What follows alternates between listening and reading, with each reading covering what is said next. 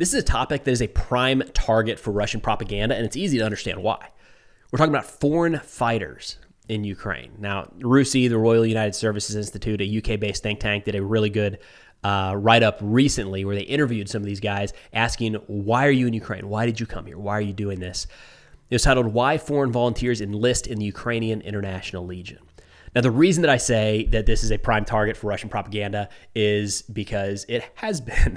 And one of the, when you look at some of the reasons Russia says, not really the reasons, but who Russia is fighting in Ukraine, it's not just the Ukrainian military. They constantly say that they're fighting all of NATO.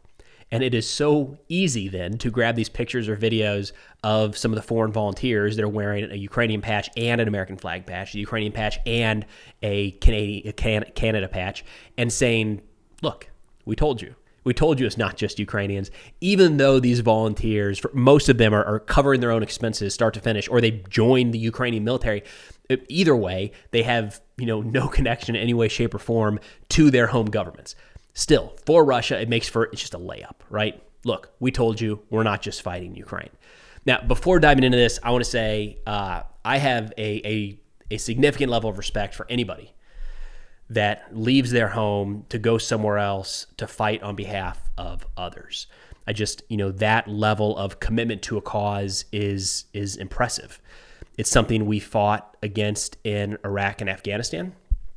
We use the term foreign fighters, mostly in Iraq, especially in Iraq more so than Afghanistan to a degree. There was a lot of Pakistan, Taliban we fought with there as well, but that was much more local, regional type fight. There were a lot of these foreign fighters flowing in to join Al-Qaeda in Iraq throughout much of that conflict. And while I very much disagree with their beliefs and why they were fighting, you had to respect that motivation. I mean, they were there for a reason. They were true believers.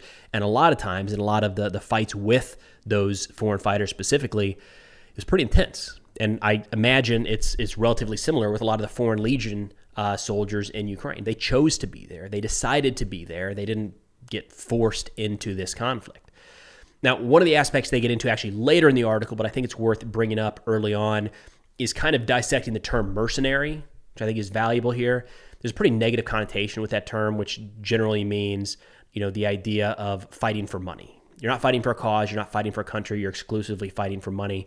And I think one of the ways that it was used heavily in this conflict, maybe not correctly though, was tied to the Wagner Group. The Wagner Group is a private military company. They did get paid. Most of the time, from what I've seen, they get paid more than if they were to join the regular Russian military.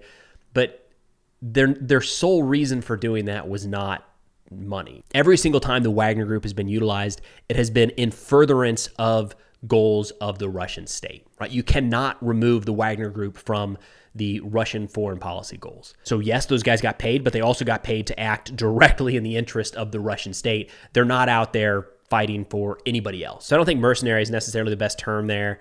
But in talking about these Ukrainian volunteers, they say they're so concerned, understandably so, about being labeled mercenaries, that the majority of them have integrated into the Ukrainian armed forces and are receiving a basic salary just like they were any other Ukrainian soldier.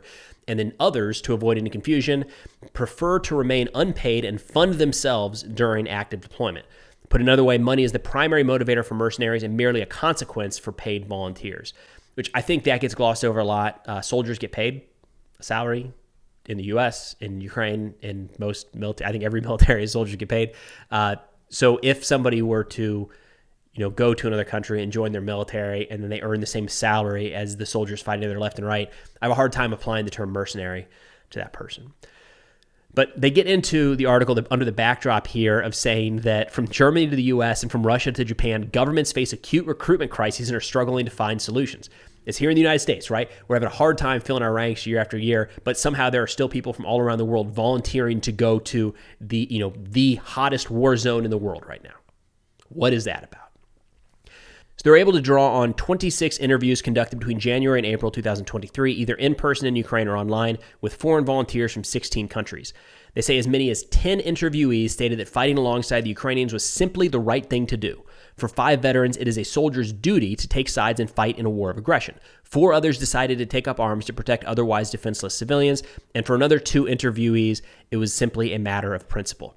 There's one thing I want to say before we go any further here, which is, I heard a great stat recently, or a great argument recently, where somebody was saying when people are asked these questions, not exclusive to the war in Ukraine, but any questions, a lot of times they answer kind of in the way they think they're supposed to, if that makes sense. So these are very good answers, right? They're there to defend the defenseless, to fight on behalf of freedom. So I feel like I got to keep that in the back of mind a little bit. There's an aspect in, not just in this war, but throughout human history, where there have been people that have sought adventure and to be involved in areas where there's fighting and the risk of death. I don't know if that accounts for 1 out of 1,000 or what that number might be, but that's not a good answer, right? And you can't imagine if somebody's battling between, well, I really like the adventure and I love the feeling of the camaraderie, the brotherhood of being in a combat environment. That could be a very real answer. But if they're weighing that or fighting for democracy, I feel like they're probably going to say fighting for democracy. They say for 8 recruits, the ongoing war embodies the clash between the model of Western democracy on the one hand and Russian neo-imperialism on the other. So some of these guys got pretty big picture. They say there are 2 who enlisted because of family ties or other personal reasons. 3 volunteers had family members living in Ukraine at the time of Russia's full-scale invasion, while a 4th enlisted because he was born in Ukraine, albeit from foreign parents. I don't know that any one of these reasons is better or worse to go. Again, it's entirely the person's own beliefs, but I can 100% understand the having family members living in Ukraine and then going back over to try to do what you can to protect them. That one can 100% understand that. They say 2 legionnaires from the U.S. believe that Russia is actively seeking direct confrontation with their country, with the United States. A Brazilian volunteer, meanwhile, fears that Moscow aims to expand its malicious influence in Latin America. By contrast, 2 European volunteers believe that the Kremlin's geopolitical ambitions are described as regional and aimed at increasing Russian influence in the so-called near abroad. So it's kind of a mix of everything.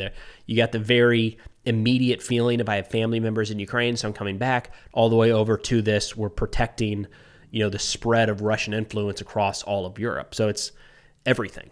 It's just ticking all the boxes from these guys, which is interesting, right? I mean, it's at this point, who knows how long they've been fighting alongside each other and have been talking about this kind of thing, but it's interesting to see so many varying viewpoints from this group of soldiers. They say 21 of the 26 participants, or 80%, were career soldiers or had otherwise gained considerable military experience prior to relocating to Ukraine. So 80% had some sort of prior military experience. Now, I believe earlier in the war, there were a lot of reports coming out. Early days, there were a lot of people flooding into Ukraine. And I did speak with a handful of folks that were frustrated because there were a lot of people going over that, for lack of a better term, played a lot of Call of Duty. They're like, well, I can do this in real life, and no military experience. And they got themselves in some tough spots and were in over their heads from the start. As the conflict has drug on, I think you're less likely to see that. The early days of the war, I can understand, unfortunately, how people would view it as a video game. And you just get over there and think you walk into Ukraine, you pick up a javelin, go knock out some Russian tanks, and head on home whenever you want, right? And that wasn't it. A lot of people were dying. And I think that reality, the reality that this is an incredibly lethal conflict, has hit home now. It's not a secret. It wasn't a secret then, but I think people are kind of looking past it to where now somebody that, just, again, played a lot of Call of Duty and wants to try this thing out in real life is less likely to go over now. And in wrapping up here, they say several interviewees had far more profitable and stable careers prior to moving to Ukraine, and others were covering their own expenses at the time the interviews took place. So again, back to what I mentioned earlier, I have a lot of respect for people that feel so strongly, have such strong conviction in a cause or a purpose that they're willing to not just put their lives at risk, but to leave their families, leave their loved ones, leave a stable job. And in the case of some of these guys, spend their own money to try to see this cause through. It's pretty noble. But that's all I got for now. I will link this article as well as the national security sit-reps I put out on Substack in the description below. That is 7 to 10 of the top national security stories each week, along with podcast recommendations. But thanks for watching, and I'll see y'all next time.